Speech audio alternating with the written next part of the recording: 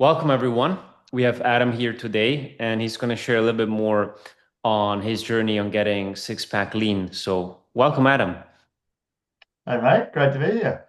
Yeah, good to have you on. So, before we dive into your transformation, share a little bit more about yourself, where you're located, height, weight, where you started, work schedule, that we get the full picture of your lifestyle, and then we can dive right into it. Yeah, great. So I'm in Perth in western side of Australia, 180 centimeters tall. Started the program at about 87 kilos, finished up at about 69. Um, Work schedule, I run my own business. I'm a property developer. Work for myself in there's three partners of us in the company, so we've got a team of about 15 in total. Stick to more officey type hours, Monday to Friday. I'm married. Very exciting time of life. Our little boy was born about 8 months ago, so he's absolutely amazing. Teaches us new things every day. So he's pretty good at sleeping, and my wife is very good at looking after him when he wakes up. So I'm very grateful for that. But I'm very much at bed 9 p.m., 9:30 p.m., wake up 5 a.m., 5:30 type of cycle. So yeah, that's me. Anything else you wanted me to go through? Sorry, I couldn't remember the question. No, that's perfect. We have pretty much an identical sleep schedule. I love to go to bed early, early and wake up early versus late and late. Oh, I'm a reformed. I used to be a night owl, but I did some work to really master my sleep before a little boy was born, which I'm very glad I did. And the only thing that I realized was going to work with how I exercised and everything else was about 10 p.m. is the anchor point of bed, and I try not to go to bed any more than an hour either side. Um, yeah, there's the odd thing where I'll kick on at night, but yeah, I found that's been a game changer for sleep. Yeah, very similar for me as well. Now, you joined the program, the Kinetic method, about 6.5, 7 months plus minus when you Yeah, first got it's started. January. I saw a New Year post from my mate Neil Gibb, and it would have been mid-Jan, and we're currently end of July now, so whatever that is. Yeah, so what would you say was the main driving force back then to have you make a change and sign up for the program? Yeah, that's a great question. The program was actually something I'd really been looking for, but not able to find. So I'm someone who health and wellness is one of my main personal values. So I decided probably back when I was a teenager, early adult, that I wanted to just make sure I maintained my health as I got older. When I finished uni, I started working in an office, and I was just a bit shocked at how most people sort of middle-aged and older were just overweight. And I remember I made a promise to myself to not become one of them. And so I like sort of staying fit and active, and I always have done a fair bit of exercise, different things over the years. And I'd always make sure, okay, if I want to stay healthy, I've got to exercise. And I was probably exercising 3 to 5 times a week and making an effort to eat well. How didn't really know what that meant, but that was my intent. And I realized I turned 40 next month, and I realized the last couple of years, just I put on some weight and I wasn't really able to shift it. And I thought, oh, this is a medical thing because I'm exercising, eating well. So I went to my doctor, I got blood tests, and not a lot really showed up. My testosterone was a little bit low, so I thought there might be something there, but he wasn't that interested in exploring it. And I was looking for answers but couldn't find them. And then my friend Neil put a post up about the program, and he'd just finished the big cut and got his six pack. And I jumped, I think he tagged you in the post, and I checked out what you did, and I realized, hang on, these guys are what I've been looking for. So I want to analyze my blood work properly and help me just maintain health. So I came in very much from a health focus primarily.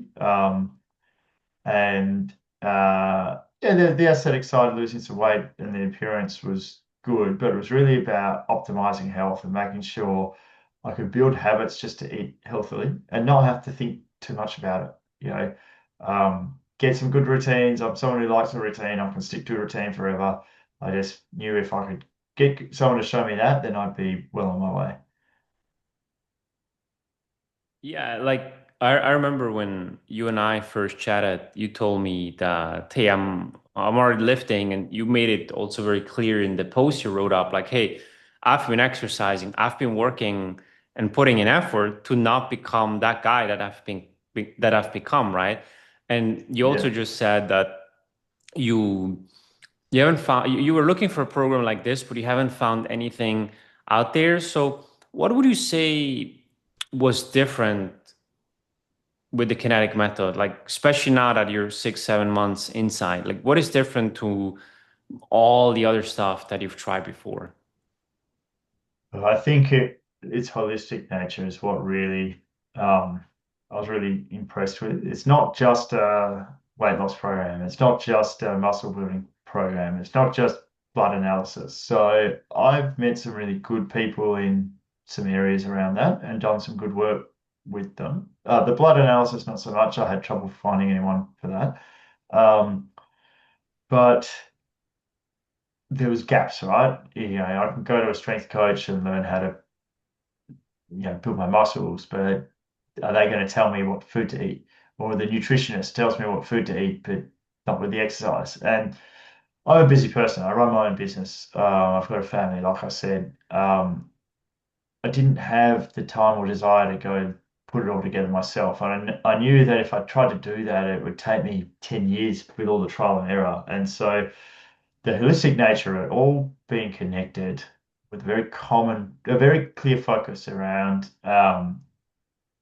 yes, it's six pack CEO. So there's a aesthetic part. We're going to get a six pack, put on some muscle. But then the logic behind that, okay, cut down to a lean body weight, put on some more muscle. That'll help you manage so you don't put on weight in the future. And very clear identity around these are the metrics that matter. Calories, macros. It was simple, it was straightforward, it made sense, and it's a bit like when I meet other business owners and they tell me about their business model, it's the ones that can tell me something that sounds so simple and obvious. They're the ones that I know are masters of their craft. It took them 20 years to figure that out. They have such clarity about it that they boiled it down to the main couple of things. And that, if you just do that, it's going to work. And I could tell that pretty quickly after looking at your stuff and talking to you. And yeah, it's delivered on what it said. Yeah, you made some very good points, and we hear that a lot with the holistic approach, because a lot of people, we're usually not the first option, but the last option, where they've done the trainers, diet, blood work, everything you mentioned, but nobody ever has put it all into one system. And now that you've done that all in one system, most people want to hear, what type of results you've achieved. So if you can walk us through that, maybe the physical part, like you mentioned your starting weight initially, but also how you feel energy wise, stamina, digestion, anything there that you can add to it as well. Yeah, great question. So I've just finished the big weight cut. So gone from 23% body fat down to about 11%. That was, like I said earlier, 87 kilos down to about 69. So what's that? 18 kilos. For the US guys, I might let you figure out what that is in pounds. Probably a bit more than double that number, 40 pounds roughly. And that's been a big change. But on top of that, um, I've just done my blood work. I had a sneak peek myself, but Joey hasn't explained to me exactly what it means. But a lot of those markers have improved just off the reference ranges. So that's really exciting. In terms of how I feel and lifestyle, it's a very interesting flow-on effects from this. There's a lot of walking in this program, just as a general health thing. That has been excellent for stress management for me. I've had a lot going on this year, and I felt calmer through it than I have for a number of years, which blows me away a bit when I think about specifics and some of the stuff that we've been going through, with having a little boy and some stuff, busy year at work. So my energy levels are definitely improved from that point of view. And probably the big one that's really hit me, it's the middle of winter in Australia at the moment, and everyone around me is getting flu. Um, I realized because we work out 3 times a week, it occurred to me suddenly that I've not missed a single workout this year from sickness. Now I might have had the odd little cold where I felt a little bit run down, but not bad enough to stop me from doing exercise. So I haven't had multi-day colds or anything like that. And yeah, that's a big change. And I think that must mean my immune system's going pretty well. So yeah, those are just some of the things I've noticed. Yeah, it's phenomenal. And I love that you brought it up because sometimes we're so focused on the number on the scale that we overlook all the other things and benefits. And, you and I are business owners, and a lot of people listening to that or to this interview will be as well. And there's nothing that kills your productivity or costs you more when you're sick and you're sick frequently, right? Because we know what 1 hour of our time is worth. And if you're out for a week or half a week, few times a year, that will stack up, right? So if you make $100 an Mm. hour and you're out 15 days of the year, those numbers add up over the years and decades, right? So I think Yeah, yeah, that's massive. yeah, yeah. It's huge. They're quite phenomenal. Never really thought about this kind of stuff with connected to that, but yeah, I can see the result. Yeah, it's why like big Fortune 500 companies invest millions into big health programs and wellness programs for the employees because they know if you have 2,000, 5,000, 10,000 employees and all of them are just 1 day less sick in a year, the ROI is huge, right? Yeah, And it's going to be yeah, more than 1 day for the majority of those people. Yeah. yeah. Mm. Now, the most important thing obviously is because anyone can start a program, right? Like I've always said, like losing weight, getting in shape, that's not the hard part. Everyone can, you know, hold their breath underwater, but eventually you have to come up again, right? So the key is making sure that it's something sustainable. And it may be a little bit early to ask, but could you see yourself sustaining the routines and systems that we put together here? Because as I said, if we can only do it for a few months and then we reverse back, what's the point, right? And I've seen that so many times. People do keto or they do like aggressive fasting and whatever you want to name that diet, and they see great results. And then a year later, when you speak to them, it's like, oh, it was too hard, it was not sustainable, and I've put on another 5, 10 pounds in addition to where I was before, right? So given that, could you see yourself doing this for another 1, 2 decades? Yeah, well, that was also, you reminded me another thing that attracted me to the program and what I wanted from it was not, I actually had never done a diet in my life. And I just had thought the idea just seemed silly to me to just do keto and then go hard for 6 months and what happens after that, I wanted something that was going to help me understand how to maintain health. That was one of my big goals. What I've been trying to do and failed at on my own. So that what really a big something that really swayed me to work with you guys was that you weren't overly prescriptive in what I needed to eat, which was great because I like variety in my food. I love eating. I love ever since I was a kid.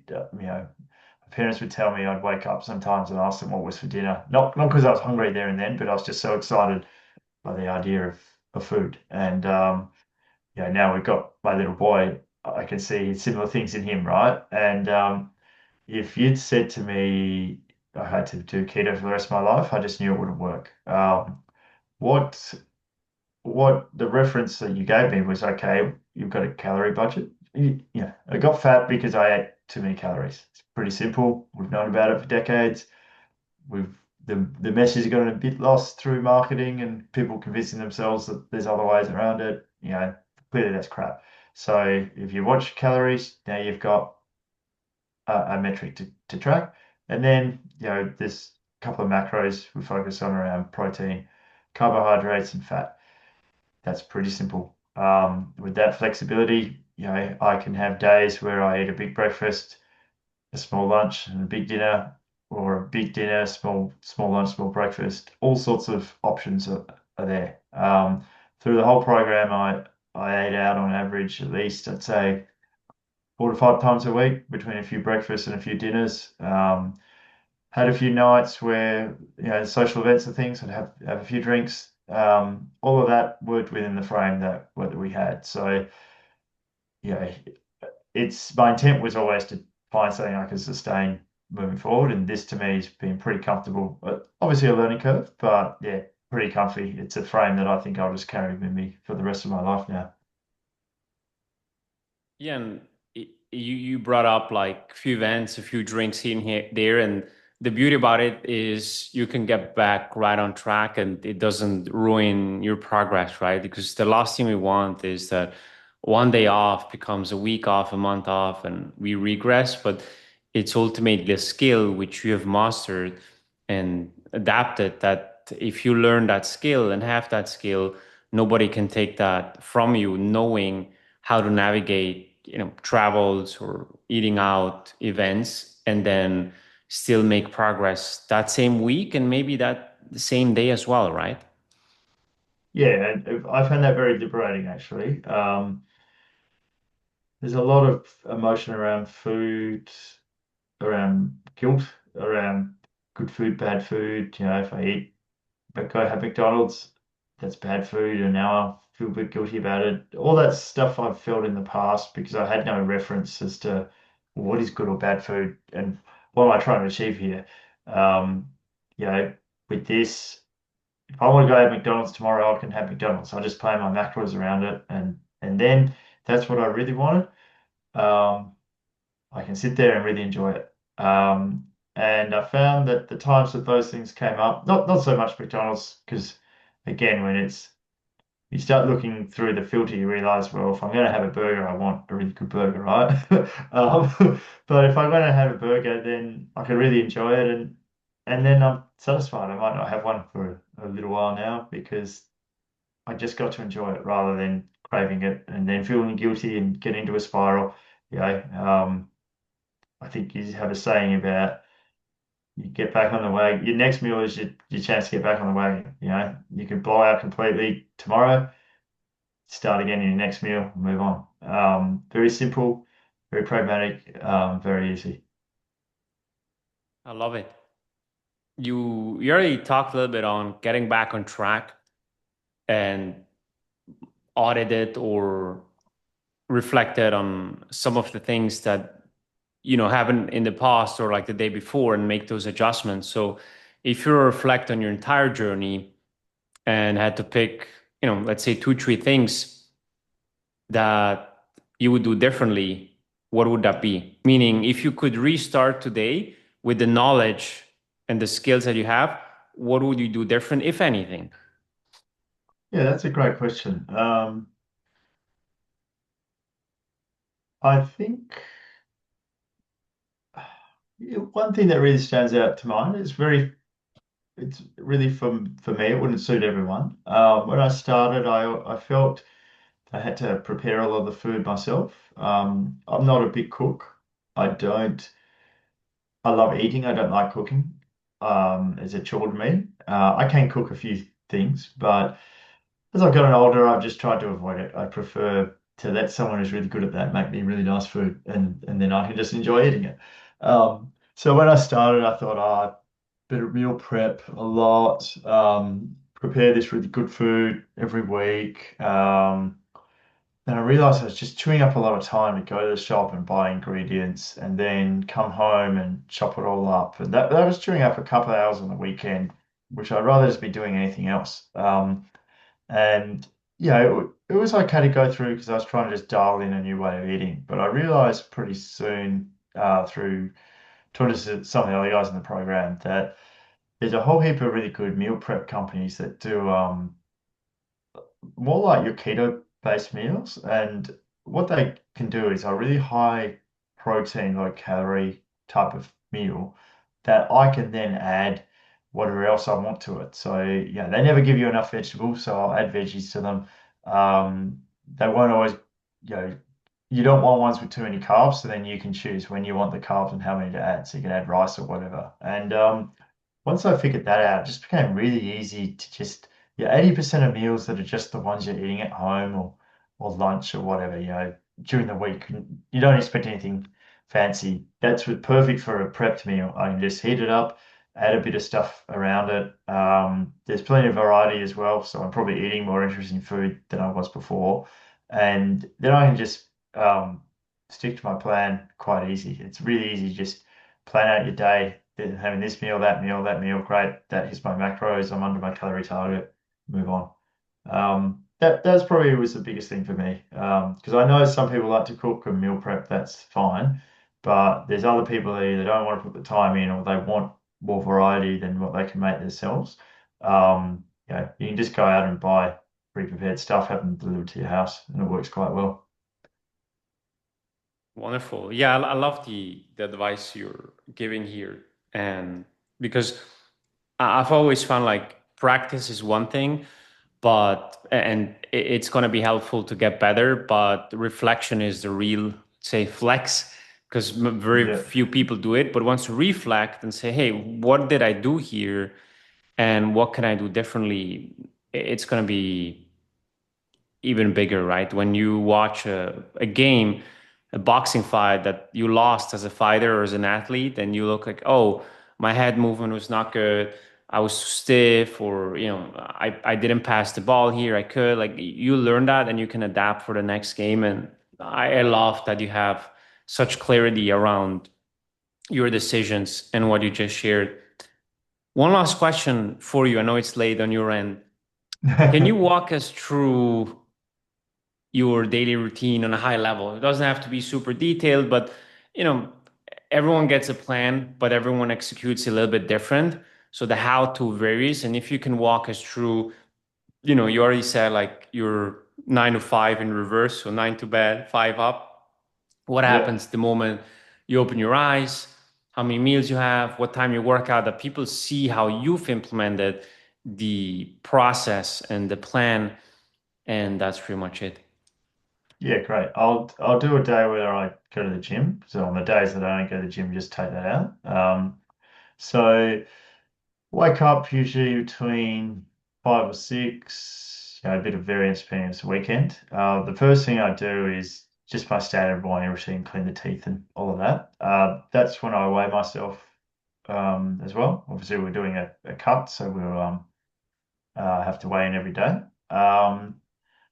Then once I've done that, I go down and take the supplements that I take first thing. So there's mainly like the collagen and maybe a protein shake, electrolytes and creatine. All that mixes together pretty well. And then I like to go and exercise first thing. It's very important for me. So on a gym day, I'll go straight to the gym. On a non-gym day, I'll go do a walk and try and get 5,000 steps in, 4 to 5,000 steps in, and I just like to, I like to make a good start to the day. If I go and just do that, then that's an achievement that I've done. So if I roll into work and, work's not as defined as doing exercise, there's a lot of stuff out of my control. At least I know I've already banked some wins for the day and I'm up and moving. So if I can, I'll walk to the gym. That's probably a really good one as well because that can get you quite a few steps. Can't And a always do nice that warm up. depending on where I go.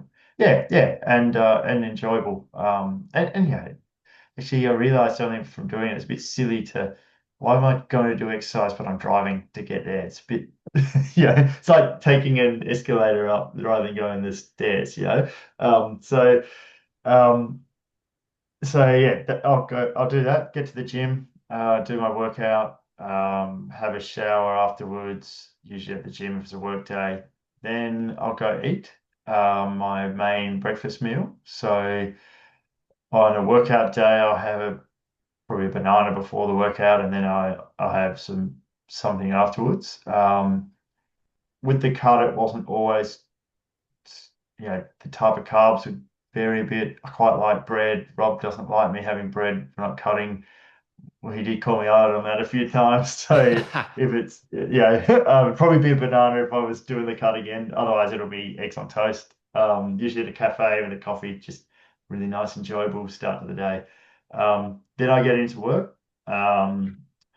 Through work, my business partner Ungud's also been on the program, and he loves walking and he loves talking. So through the day, you have little lulls where you just need a bit of a break, right, and a bit of a re-energize. We tend to try and then just do some laps of the office. We've got a little around where our office is. There's a little circuit we walk, and that's probably 1,500 steps for one circuit. So we'll get a few more steps in that way through the day, and then I'll finish up, come home.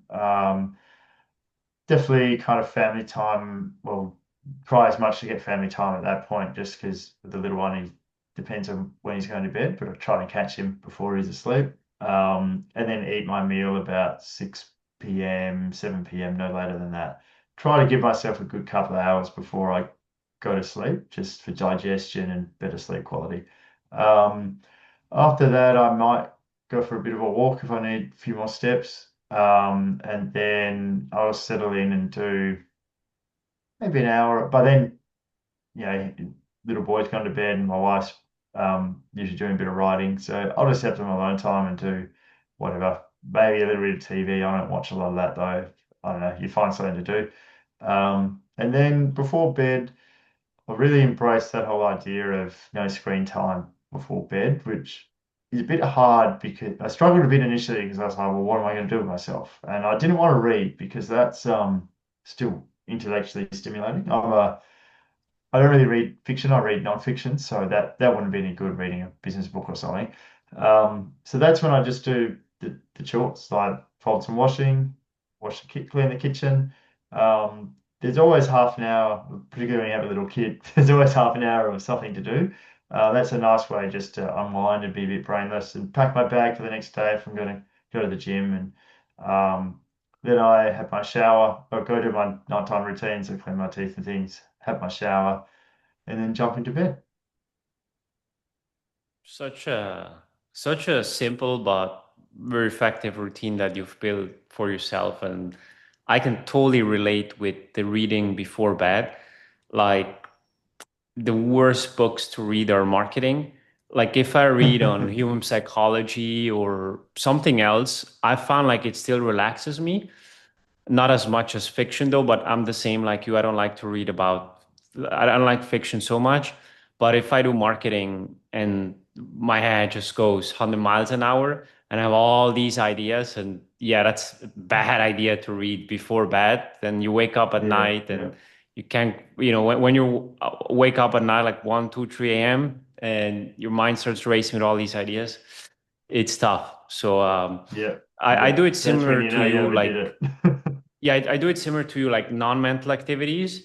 So washing the dishes can be something, or just some meal prep, or something small there. Or I like to go for a walk as well. Like this more in summer than winter, of course, but not necessarily always for the climate, but just like the light and if it's like super dark. But in summer, I found like walking the last hour of the day, it's not as hot, super nice as well to relax and rest and digest. Yeah. Yeah, Good. Well, thank you so much for doing this and sharing your routine and wisdom and insights with everyone. And I'm excited to see you performing. And how are you performing in phase 2 when we're gonna stack up some muscle? yeah, yeah. Can't wait. Very excited. I've had a great time so far. Very grateful for you and the rest of the team for getting me here. So, yeah, can't wait for the next bit. Just to start, man.